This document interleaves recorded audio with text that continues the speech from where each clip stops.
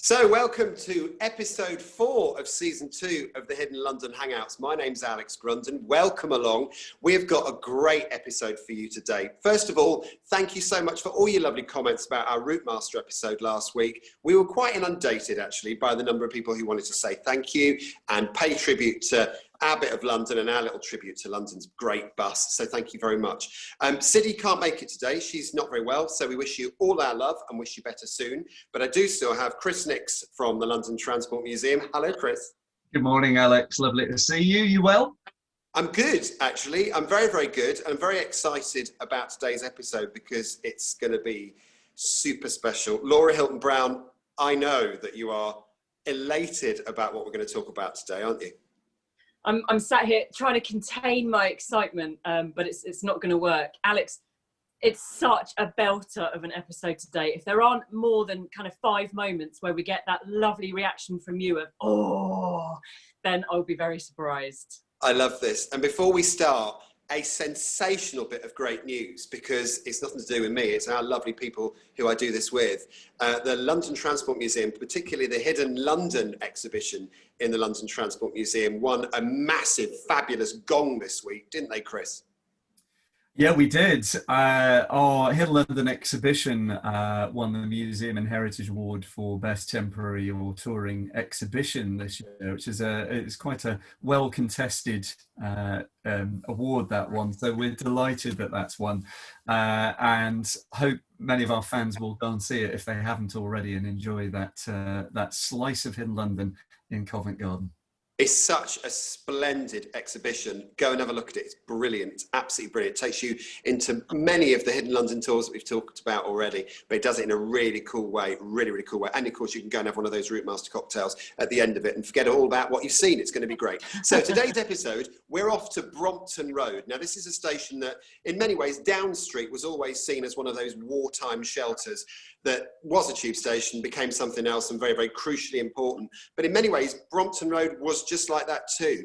And the difference between Down Street and Brompton Road is you can't get to Brompton Road. There isn't even a light bulb in this station anymore.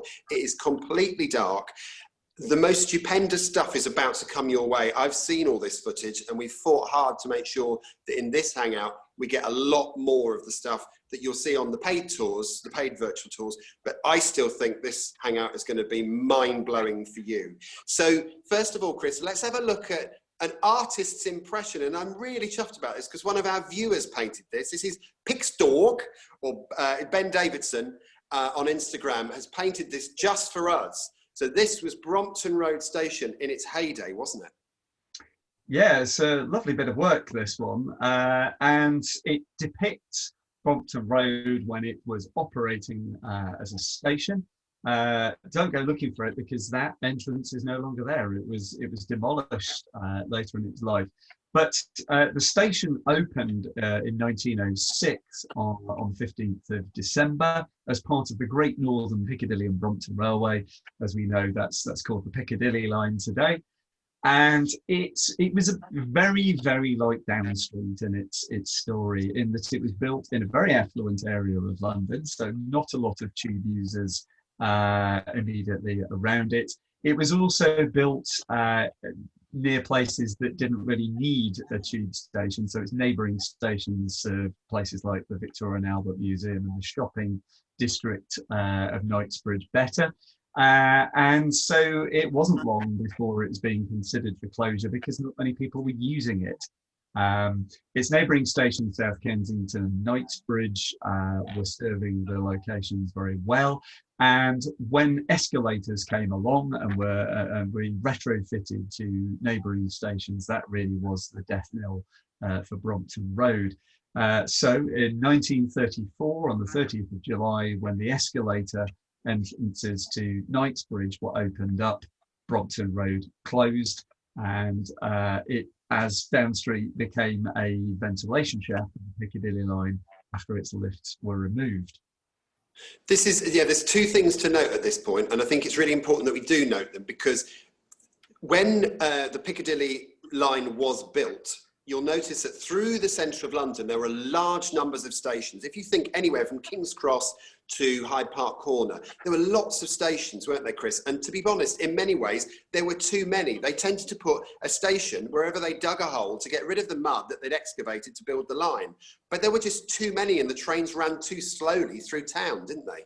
They were. It was okay when the Piccadilly line was first built. It went from Finsbury Park to Hammersmith. But once the Piccadilly line was being extended in the 30s, it made it very hard to run the trains to timetable because they were just stopping so often. And so Brompton Road, Down Street, York Road, even Covent Garden was considered for closure. Thankfully, it didn't, because that's the one for our museum. And so just closing some of those lesser used central London stations helped the extended Piccadilly line to run to timetable. And also, we were talking earlier about when lifts were replaced by escalators. There's two reasons for that, really, because there was a long wait time while lifts went up and down, and progress of technology meant that escalators could be brought into stations. But the thing is, a lift goes like that, and an escalator goes like that. And if you can't change the platform location, you have to change the location of the building on the surface of the ground. And what that meant was that in many ways, the catchment area of these stations actually changed too. So stations like Down Street were rendered less useful when Dover Street or Green Park got escalators because it moved the station. And again, for Hyde Park Corner and Knightsbridge, when these stations were being moved around, other stations became less useful, like Brompton Road. So that's kind of the potted history so far, isn't it, Chris?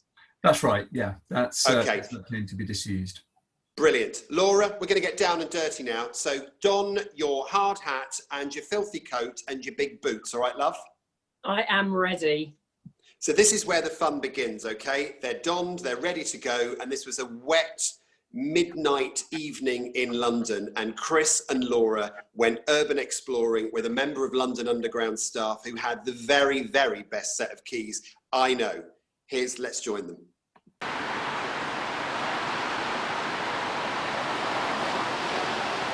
Well, hello and welcome to Brompton Road.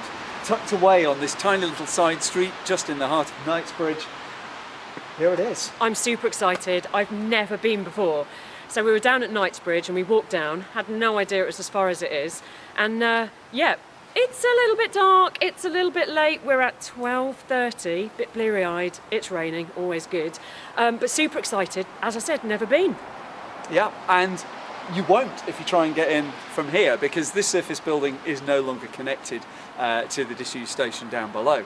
So we have to go in an even more exciting way. So this is where it gets super exciting, because we're going to pack up our stuff, go back to Knightsbridge, where we've got track access, which is super unique, and we're really, really lucky. So we're going to go down underground at Knightsbridge, walk along the track, so we're underneath Brompton Station, about 20, just over 20 metres below ground underneath that road. So some subterranean fun tonight, and we're really excited. We are. And next time you see us, we'll be down below. So, with that, back to the studio. Do you know, I'm absolutely eaten up with jealousy as to what you guys did that night. I'm absolutely unbelievable. So, Laura, you went down at Knightsbridge, jumped down off the platform and walked along the tracks. How did that feel? So it was such a rare opportunity to be able to do that. Both Chris and I are track trained, which enables us to actually go down onto the track and walk to the station. It's so weird. I still think now that it's going to be one of these memories that it will be a moment in my memory that will last forever. Because even though I've been along tracks before, and I've been to disused or abandoned or repurposed stations, I wasn't quite sure what to expect with this one. And Chris was keeping a couple of things under his hat. So I was just like a small child, excited by every corner that we turned. But I do want to reiterate, we did it in a very safe way, because there are health and safety risks. So even though it is urban exploring, and that is always fun, we are trained to do this. So yeah, that's, you know, and permitted to do it as well. You've right, got permission right. slip. And you were with a Exactly. very, very burly, fabulous man as well. Not talking about Chris, who was looking after you for the evening as well with that big chunky set of keys. Now, I have to say, Chris, what I really want to see now in this moment is the very first shots that you made on your camera. I want that first footer's view, because to remind you, this is a station that has no lights. It is not in use anymore. People don't go down there. Occasionally a torch is shone around it to make sure it's safe. That's it. Chris, show us what you saw. Absolutely. And Alex, this was the first time I had ever gone there by track. I'd been there twice before by train, detraining through the cab, but I'd never done it by track before. So this one was a first for me as well. So let's see how that looked.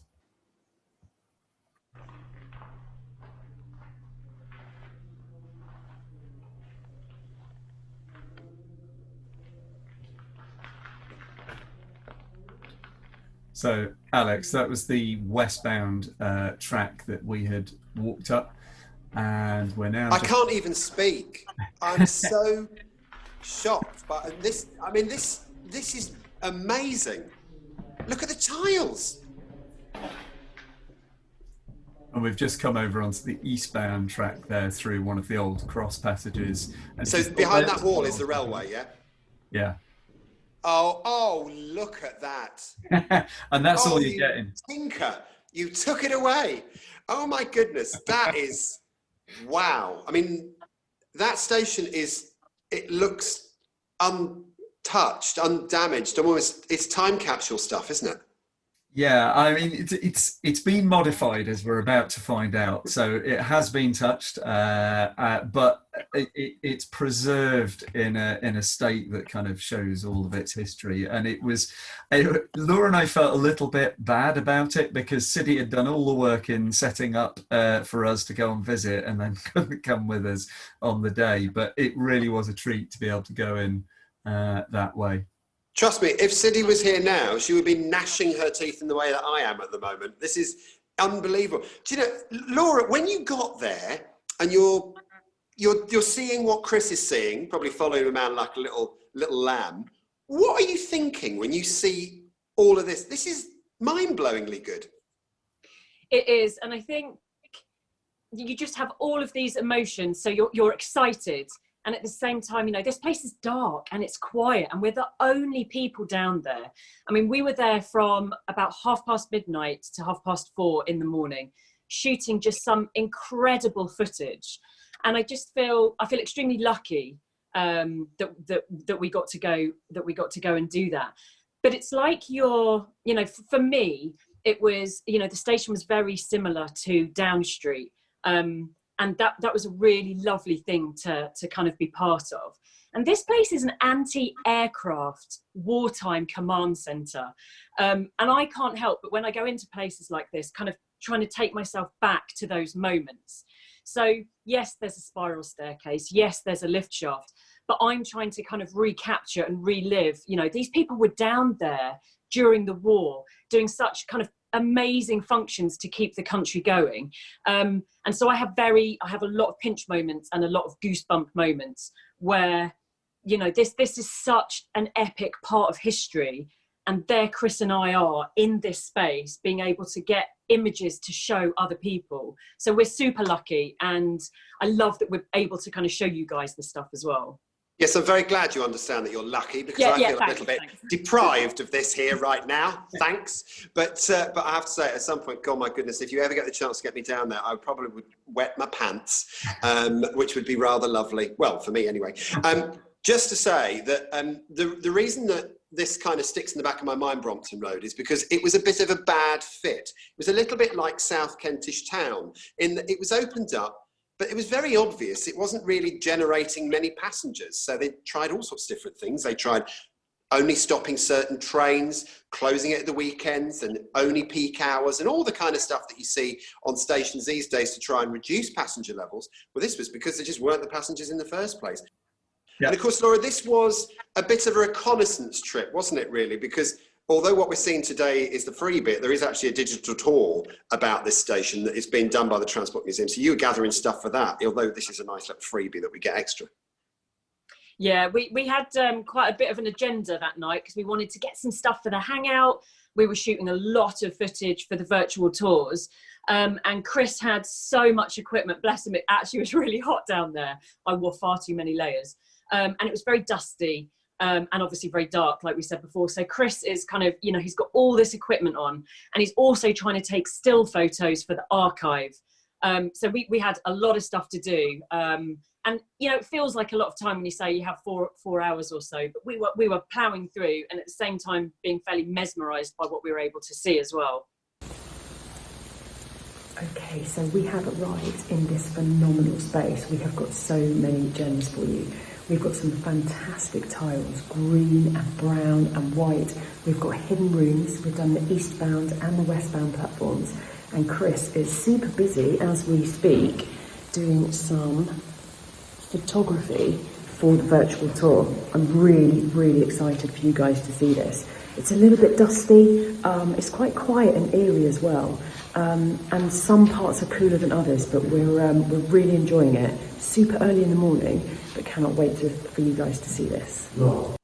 You're brilliant at this, Laura. You're absolutely brilliant. I have to say, by the way, Mr. Nix, your arms, you've got good arms. That was quite impressive. Heavens above. Made all the angora on my cardi go stiff, that did. That was remarkable. We've got some photos to come now. I know you sorted out some photographs to show me. Show me the real wow shot first. Okay. Oh, yes. Look at that. And that is all still, wow. And that is all still there, right? It is, yeah. The station name, quite a few of these cartouches, the no exit sign there, survive. It's remarkable, really. I think it's quite a handsome tiling pattern. That's the colour and the pattern are unique to Brompton Road Station, as with all of these Leslie Green stations. It had its own instantly recognisable design. And yeah, mercifully, still there on the wall. Not all of it survives, though. There are places where it's been a little knocked about. Oh, but you know, look how much of it is still there. I mean, this is remarkable that station is so preserved, but I guess no one's been down there. Well, there's that, and I think as well, as you've probably heard me talk about a number of times, whenever we talk about tiles, you can see just there the fact that the tiles are keystoned, they're so heavily built, means that it does take an awful lot of hitting them before they do let go. So that's why they stay there. They were built to last. And give me another cheeky tile, because, you know, I love, oh, yes. So Simpsons did this one. Yeah, so Simpsons and More, supplier and manufacturer, fitters of the tiling, did this one. Yeah. I do have one more tile shot for you though, Alex, with a question. Oh, now that's interesting. It's been right. Okay, give me the question, then I can talk about it. You know what this is? It's a tiled cartouche, and normally it would have either no entry or exit written on it with an arrow. Now, why do you think this one's been painted out? Well, I don't know, but I'm looking at the colour of the paint. And number one, whoever did that paintwork, could you come and do the bit between where my wall meets my ceiling? Because that's incredibly good paintwork, very good, neat. But also the colour of it, I've seen that colour before. Is that not Wartime paint colours? Very well done. So we see, if you remember at Down Street, the conversion there were bits of extra signage there which had to be added to make sure that people weren't disorientated by the original signage on the station. And so it is here. Clearly that, whatever it said, be it no exit or whatever, would have been confusing to the flow of the building. And so they've painted it out so that the people who were there in wartime didn't get confused by the signage. Amazing. So they are that's war colours. We wouldn't call that Fagnolia, would we? It would be something else. That is its official chart name, yeah. I absolutely love it. I absolutely love it. Now, the thing is, that station, Brompton Road, it wasn't just left as a disused station. It then created its own new life, didn't it? It was seen as the perfect place to do serious stuff during World War II. It was, yeah. So Brompton Road was earmarked by the War Department to be turned into a bunker for the 26th Anti-Aircraft Brigade, and they used it as their gun operations room control centre during the Second World War. They didn't just paint it cream, they painted it kind of green and cream, and I have some shots for you here to show you what that conversion looked like.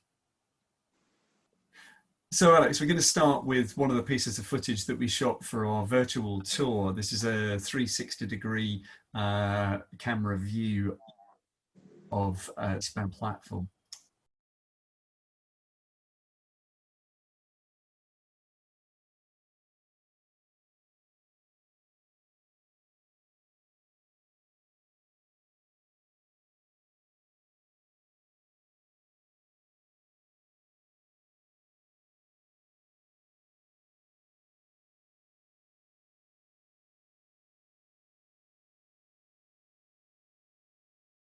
That is so. That is a very, very clever bit of camera work, really, because that is basically, as you turn your head, this is what you're seeing.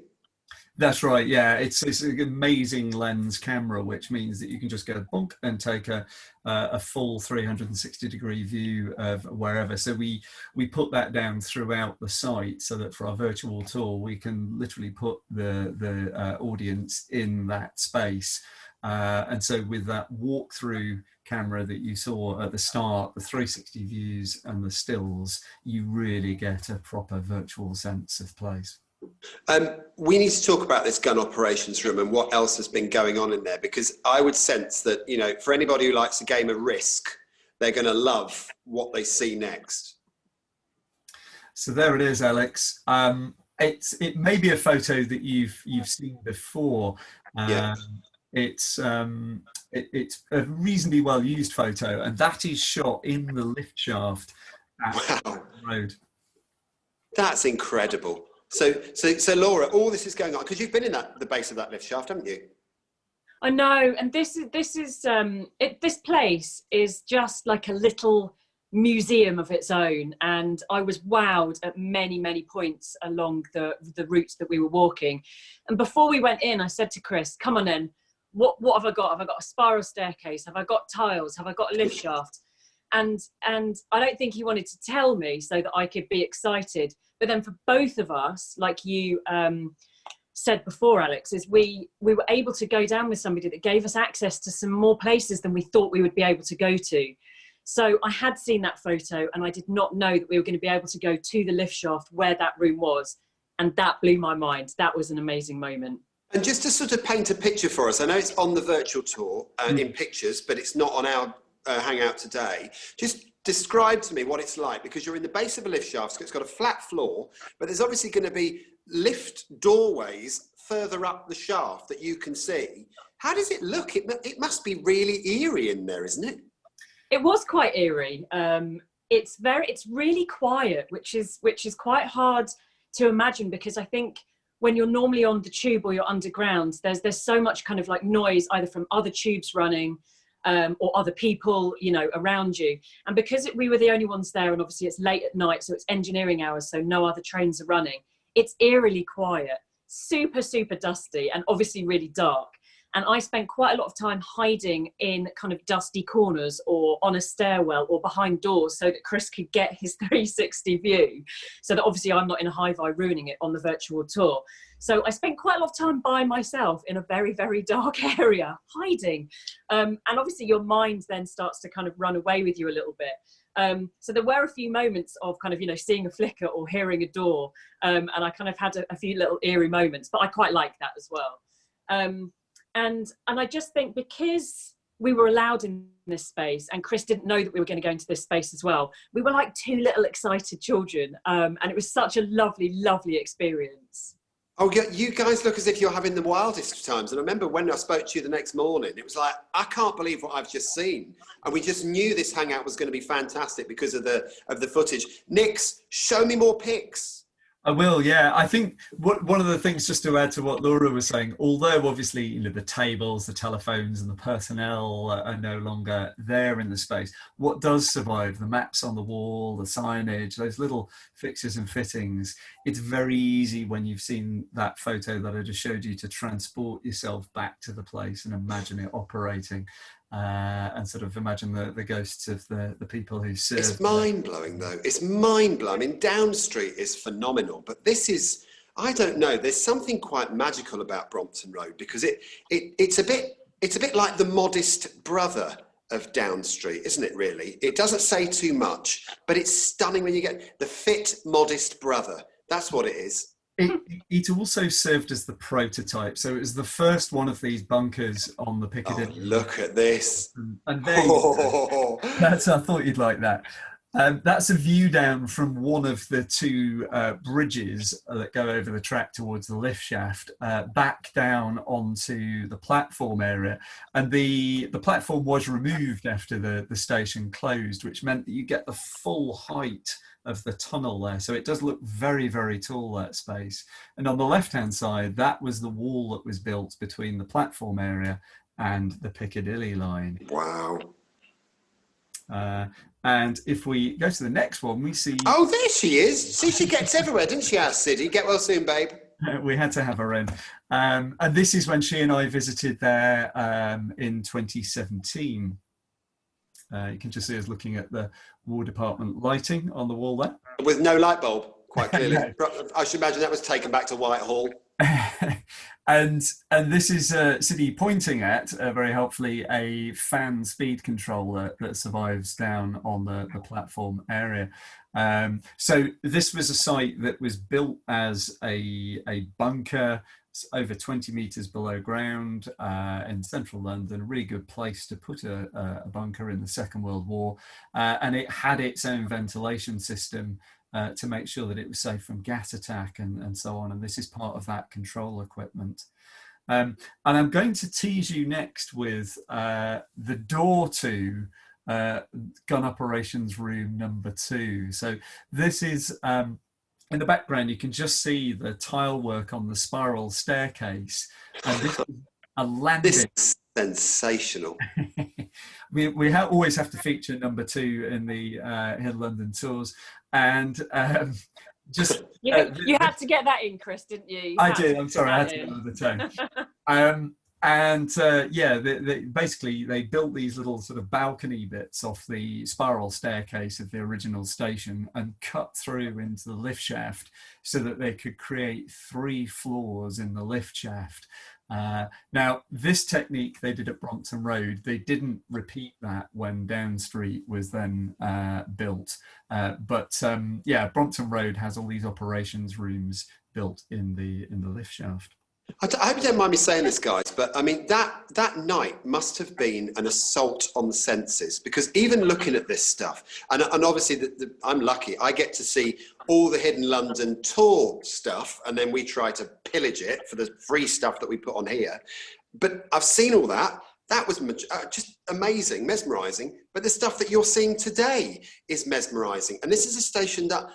before now, I've never been there. I'd never even really paid any attention to it. Down Street was always the interesting one. I actually prefer Brompton Road. It looks so cool.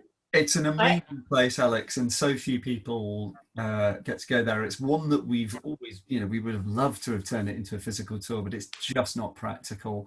You need a track license to go there and all of that kind of stuff. So it's one of the good things about the virtual tours is finally we can share this space and all of its amazing history with audiences for the first time. I'm a little bit dumbstruck by the whole thing.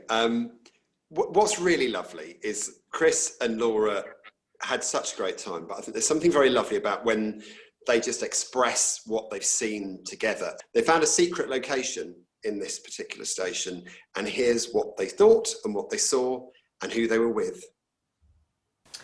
Okay, so I'm going to do another time check, as I seem to be doing that the whole way along. We are at 3:58. It's 4 a.m. in the morning. Chris has been phenomenal at getting lots of pictures and footage of this, quite frankly, amazing space. It's been such a treat. We've shed a layer, it's a little bit warm. I don't even know how much dust we have on us. But yeah, we just thought one last treat, and we're going to ask you a question, which is... We're not going to tell you where we are. Can you work it out from what's behind us? And before we go back to the studio, we have to introduce one person who has made all of this happen. Big shout out, Charles, customer service manager for Knightsbridge. Without him, we wouldn't have been able to come down here today. We got the access via the track and access to this space because of Charles and the team. So massive thanks, huge thank you very much. Thank you very much indeed. And with that, back to you.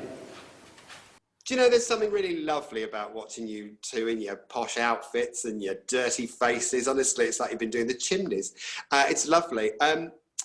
This has been quite an exploration for you guys. Laura, how did it feel to be up there where you knew you can't even get out? I mean, that was a bit, I think I'd feel a bit claustrophobic about that. It wasn't too bad, actually. I don't suffer from claustrophobia, but I know if you do, it could be quite an overwhelming experience.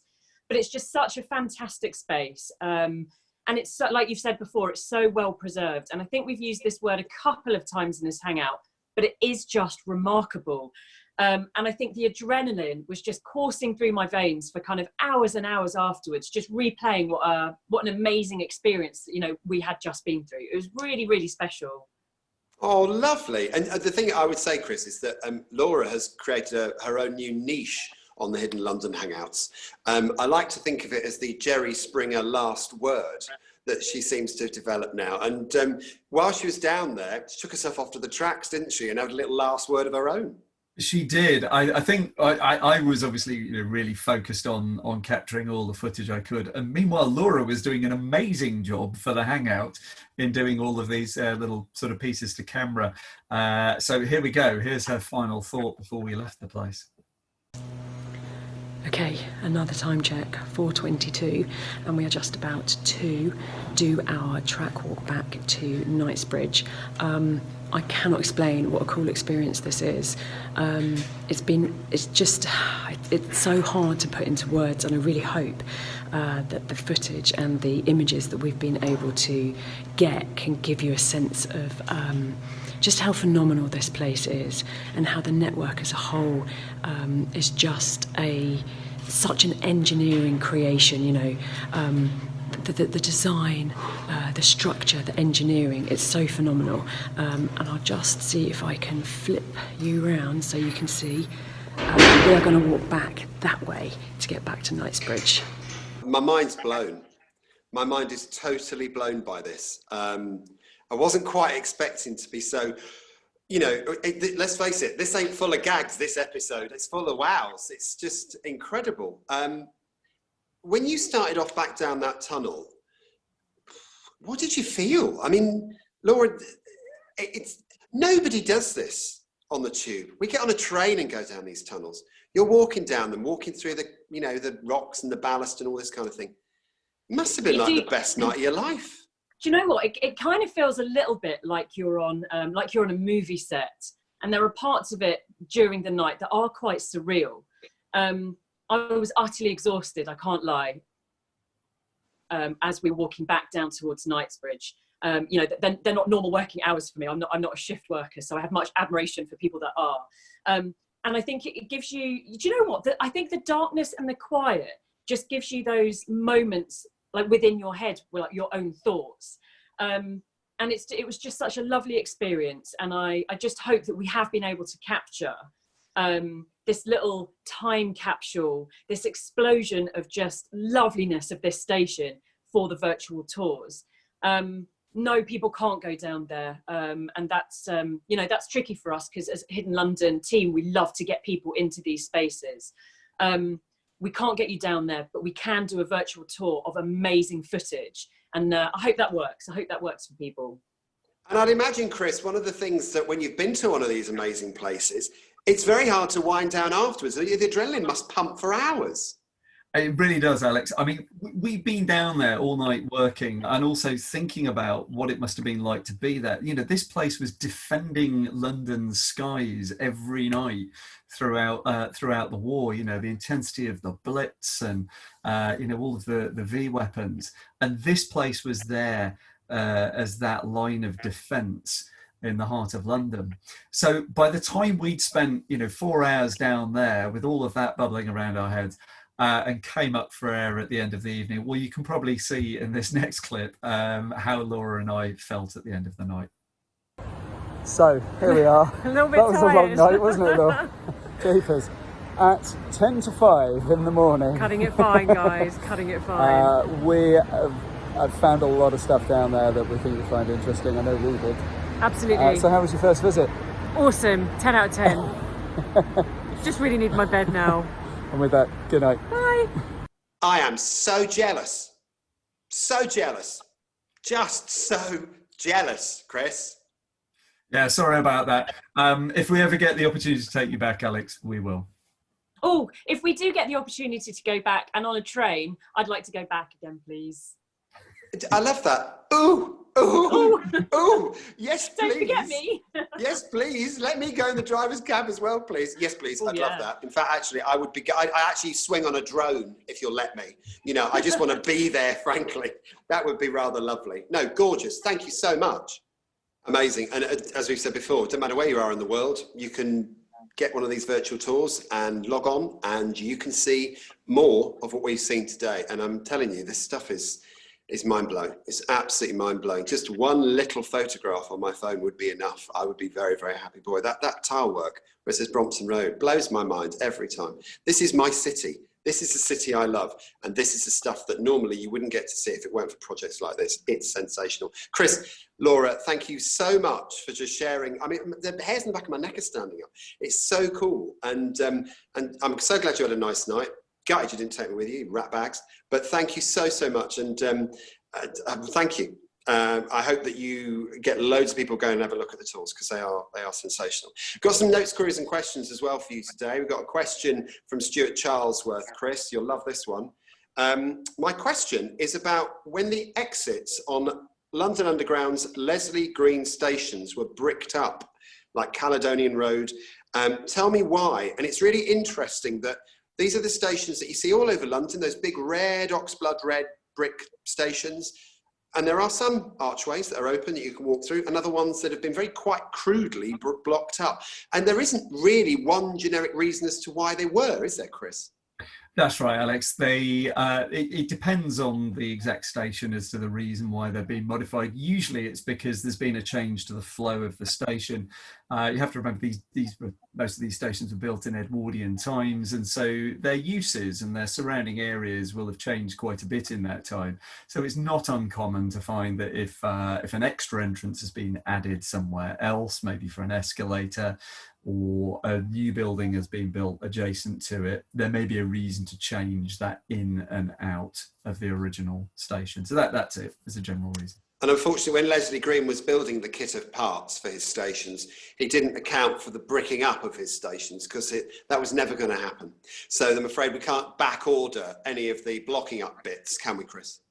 No, but very occasionally there is the opportunity to rescue some original parts from stations which get demolished and use those to improve stations where those modifications have been made. So Melton Street, for example, at Euston will be demolished as part of HS2 project. There's an opportunity there to recover some of those original Leeds Fireclay Company tiles and redeploy them elsewhere. No, like in your back garden, that'd be nice, wouldn't it? With a nice big red arch, right? Your broadcast front. Vintage originals. Yeah. Sure, your wife would be delighted with that. Marvellous. And also, Chris, we had a picture from a viewer of a special doorbell after our Routemaster episode last week. I particularly love this. I'm, again, rather envious of what you're about to show. Yes, we have Dave Kerwin to thank for sending this in. I believe this is his brother's house with a rather unique Routemaster doorbell. Ding dong! Love it. Love it. That is fabulous. I love that. A Routemaster bell push doorbell. That is great. It's the ideal fitting for anybody who's plagued by people who sit there repeatedly pressing the doorbell impatiently.